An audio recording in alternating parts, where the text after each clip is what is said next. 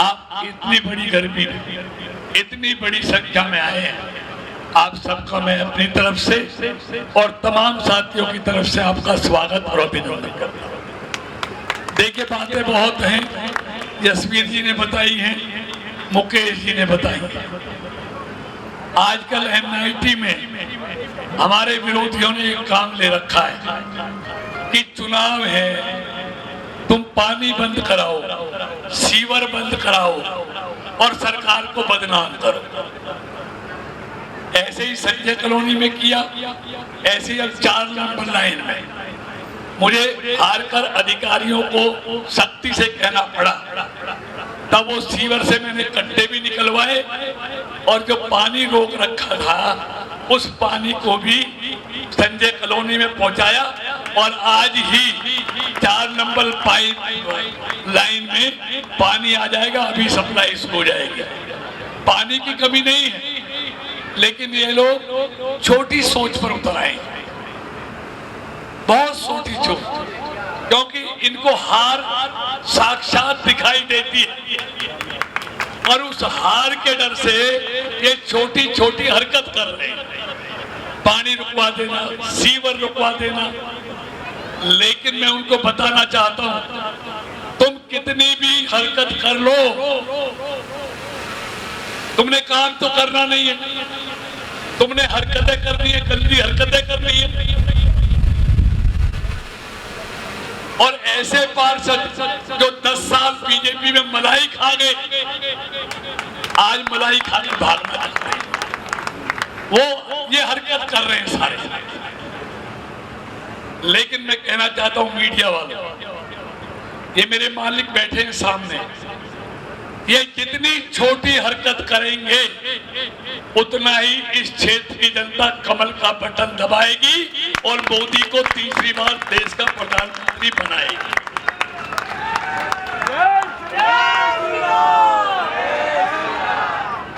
मित्रों, ये चिंता मत करना, ये कुछ भी करे लेकिन हमें अपना काम करना। दिक्कत आएगी उसका समाधान करें। लेकिन आज बड़ा उद्देश्य हमारे सामने है कि हमको देश को किसके हाथों में सौंपना है। देश का प्रधानमंत्री कौन होना चाहिए। एक तरफ इन 10 सालों में जो हुआ है, अगर मैं उसकी चर्चा करूंगा तो बहुत समय लगेगा। सिर्फ इतना कहना चाहता हूं, इन 10 सालों में मोदी की सरकार ने इतना काम किया हर सेक्टर में, तभी तो देश 11वें से 5वें नंबर पर पहुंचा है और तीसरे पर पहुंचने की तैयारी है। अगर मैं हाईवे बताऊंगा, रेलवे बताऊंगा, मैं यूनिवर्सिटी, मेडिकल कॉलेज, सबकी चर्चा करूंगा। बहुत दुगनी हुई है सारी, एयरपोर्ट दुगने हो गए, आईआईटी, आईआईएम, एम्स जैसे हॉस्पिटल, ट्रिपल आईटी दुगने बढ़ा दिए। मोबाइल बनाने वाला जो दुनिया से मोबाइल लेता था 14 से पहले, आज भारत मोबाइल बनाने वाला दुनिया का दूसरा सबसे बड़ा देश बन गया। तो ये देश सही हाथों में दिया। जब 2014 से पहले जो आज हरकत कर रहे हैं, इन्हीं की पार्टी के नेता 12 लाख करोड़ के घोटालों में जेल जा रहे थे। पूरी दुनिया में भारत की बदनामी हो रही थी। कहते हैं जब माली ही बाग को उजाड़ेगा, जब बाड़ी खेत को खाएगी, क्या तो बाग करेगा, क्या खेत करेगा। ये हालत इन्होंने कर दी थी। ईमानदारी से बताओ, जब मोदी को प्रधानमंत्री का उम्मीदवार घोषित किया, इन्होंने कहा चाय वाला है, गरीब का बेटा है, ये प्रधानमंत्री नहीं बनेगा। लेकिन उसी दिन इस देश के गरीबों ने यह तय कर लिया था कि धरती इधर से उधर हो जाए, हम चाय वाले को ही देश का प्रधानमंत्री बनाएंगे। और आप लोगों ने बनाया। उसने अच्छे काम किए, दूसरा चुनाव 19 में आया तो इन्होंने कहा चौकीदार चोर है। किसने कहा? डाकुओं ने कहा, जिन्होंने जेल काटी घोटालों में। मंत्रियों ने 12 लाख करोड़ के घोटाले किए। इस देश की गरीब जनता को लगा ईमानदार चौकीदार को ये चोर कह रहे हैं, हम इस चौकीदार को दोबारा देश के खजाने की चौकीदारी देंगे और आपने पहले से ज्यादा सीटों के साथ इस चौकीदार को दोबारा से देश की चौकीदारी सौंप दी। मित्रों, मुझे ईमानदारी से बताओ, आज 2014 से पहले इस देश में रोज दंगा होता था, कर्फ्यू लगता था, जगह जगह बम ब्लास्ट होते थे, निर्दोष लोग मारे जाते थे, लावारिस वस्तु का विज्ञापन रोज आता था कि लावारिस वस्तु को छूना नहीं है, पुलिस को बताना। मुझे ईमानदारी से बताओ, जब से मोदी आया है देश में कहीं दंगा, कहीं कर्फ्यू, कहीं बम ब्लास्ट, कहीं लावारिस वस्तु वाला विज्ञापन कहीं नजर आता है? क्यों नहीं आता? इसलिए नहीं आता कि गड़बड़ करोगे तो दिल्ली में मोदी और यूपी में योगी बैठा है, ऐसा इलाज करेंगे कि नानी याद आ जाएगी। इसलिए आज देश आतंकवाद, दंगों और घोटालों से मुक्त हो गया। आपको याद है, एक समय वो था जब भारत के सैनिक का सिर काटकर पाकिस्तान ले जाता था, और एक समय वो आया मोदी ने घर में घुस के मारा और अभिनंदन को छुड़ाया नहीं, 48 घंटे में पाकिस्तान खुद छोड़ने आया। एक ये भारत मोदी ने। एक समय वो था, एक समय वो था जब कश्मीर में हमारे सैनिकों के मुंह पर थूका जाता था, पत्थर फेंका जाता था, क्योंकि सेना के हाथ बांधे हुए थे कि पाकिस्तान कितने ही गोले चलाएं, जब तक दिल्ली से आदेश नहीं आए तुमने कुछ नहीं करना। मोदी सरकार आई तो सेना के हाथ खोल दिए और कहा अगर कोई पाकिस्तान 10 गोले चलाता है तो गिनना नहीं, दिल्ली के आदेश की प्रतीक्षा मत करना, 10 चलाए तो 500 गोले पाकिस्तान पर दागना कि उसको पता चल जाए ये भारत है। आज ईमानदारी से बताओ, कश्मीर में 370 हटाई है तो आज कश्मीर में कोई भारत के सैनिक के मुंह पर थूकने की हिम्मत कर सकता है? कोई आज सैनिक पर पत्थर फेंकने की हिम्मत कर सकता है? नहीं। ये हालात बदल दिए मोदी ने। जिस लाल चौक पर तिरंगा फहराने के लिए सिक्योरिटी रहती थी, कोई तिरंगा नहीं फहरा सकता था, लेकिन मोदी की सरकार आई है, आज उस कश्मीर के लाल चौक पर मोदी ने परमानेंट तिरंगा लगा दिया है। परमानेंट तिरंगा। भारत माता की। मित्रों, यही नहीं, मैं ईमानदारी से, मोदी कैसे चिंता करता है, अभी लालू ने कह दिया, क्या कहा कि मोदी के तो परिवार नहीं है। मोदी ने कहा लालू जैसा परिवार मेरा नहीं है। जिस परिवार के लिए लालू पशुओं का चारा खा गया, 20 लाख करोड़ के घोटाला कर गया, जेल चला गया, जमानत पर आया, मोदी का परिवार इतना छोटा परिवार नहीं है।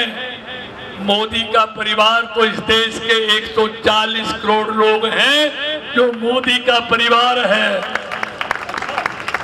मित्रों, ईमानदारी से बताओ, आपने कभी कोई ऐसा प्रधानमंत्री देखा है जैसे किसी माँ बाप के बच्चा,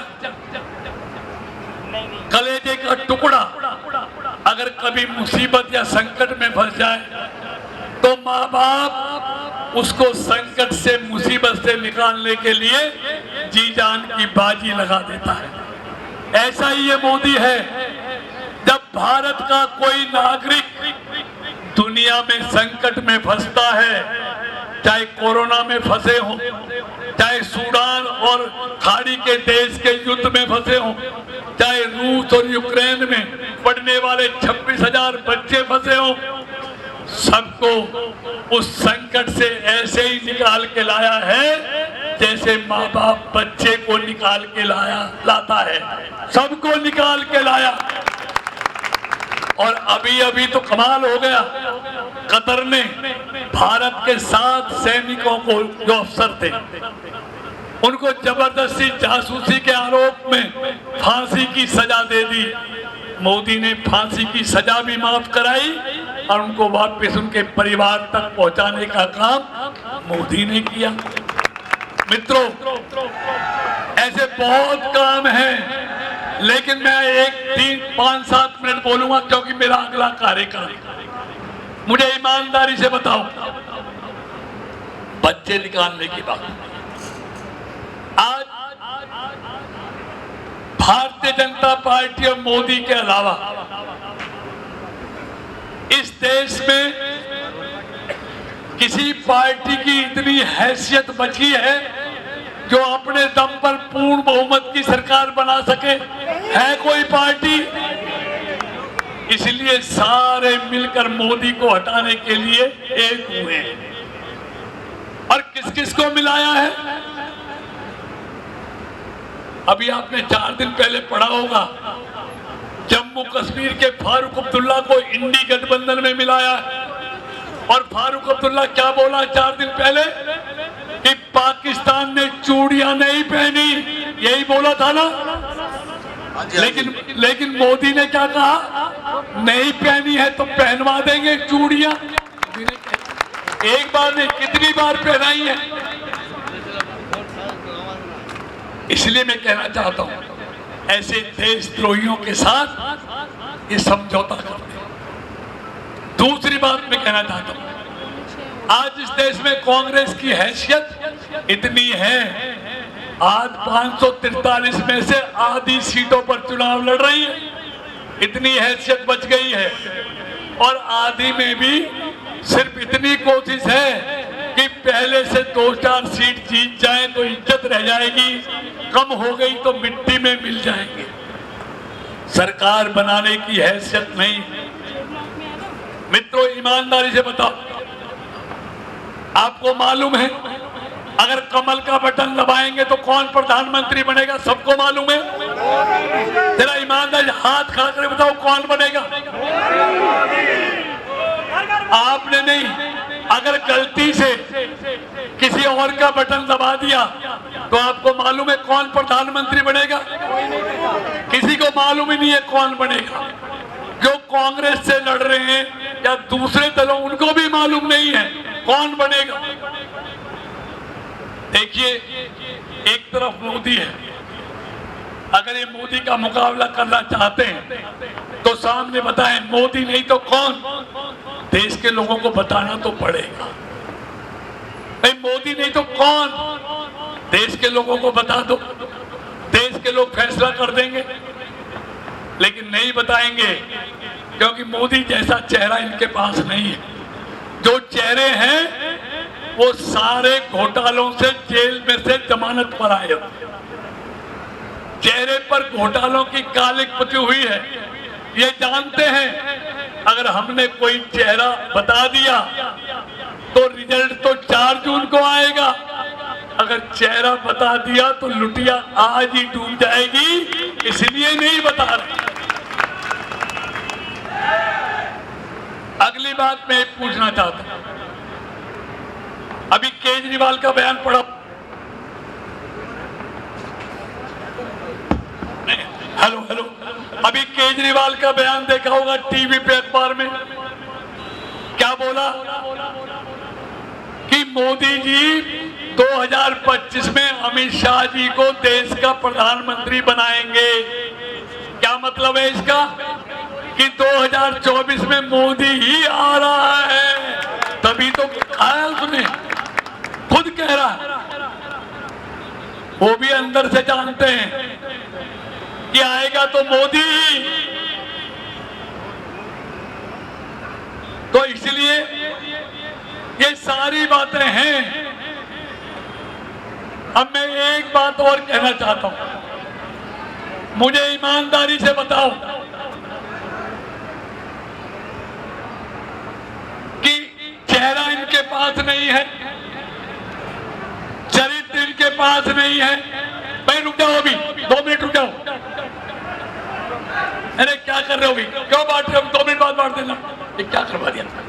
लेखराज जी एक बार रुकवा दो, ये सारा बांटना कुछ पानी वानी दे। अभी रोक दो 2 मिनट के लिए, सबको मिल 5 मिनट रुक जाओ। लेखराज जी जहां भी हो, आइए बैठ चलिए। कौन है? मैं दूसरी बात ये कहना चाहता हूं, मुझे ईमानदारी से बताओ,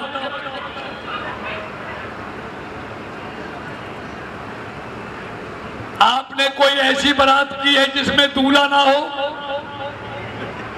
किसी ने की हो तो हाथ खड़ा करो। आप किसी ऐसी गाड़ी में बैठे हो जिसका ड्राइवर ना हो? इनके पास तो ना दूल्हा है ना गाड़ी का ड्राइवर है, तो बाराती कहां से आएंगे और सवारी कहां से आएंगी? कुछ नहीं है इनके पास। और हमारे पास मोदी के रूप में दुनिया का सबसे बेहतरीन ड्राइवर नरेंद्र मोदी है, जिसकी गाड़ी में बैठकर हर भारतवासी अपने आप को सुरक्षित महसूस करता है। तीसरी बात मैं कहना चाहता हूं, देखिए दिन छिपने वाला है। आप बैठे, ये दिल का सौदा है। दिल गवाही देता तो आदमी वोट देता है, दिल जहां कहता है। आपका दिल क्या कहता है? मेरे सामने नहीं, दिल क्या कहता है कि तीसरी बार नरेंद्र मोदी प्रधानमंत्री बनेगा या नहीं बनेगा? हाथ खड़ा करके बताओ जिनका दिल कहता है मोदी ही बनेगा ना?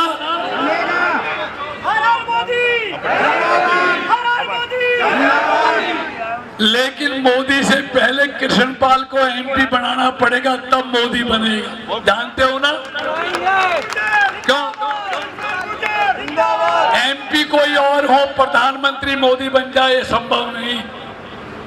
और अंतिम बात ये कहना चाहता हूं, मोदी की सरकार आपको मालूम है बन रही है, और आपकी आत्मा भी, दिल भी कह रहा है। अब मोदी की सरकार में इस फरीदाबाद लोकसभा के विकास के लिए उस सरकार में हिस्सेदारी कौन दिला सकता है? मोदी का आदमी।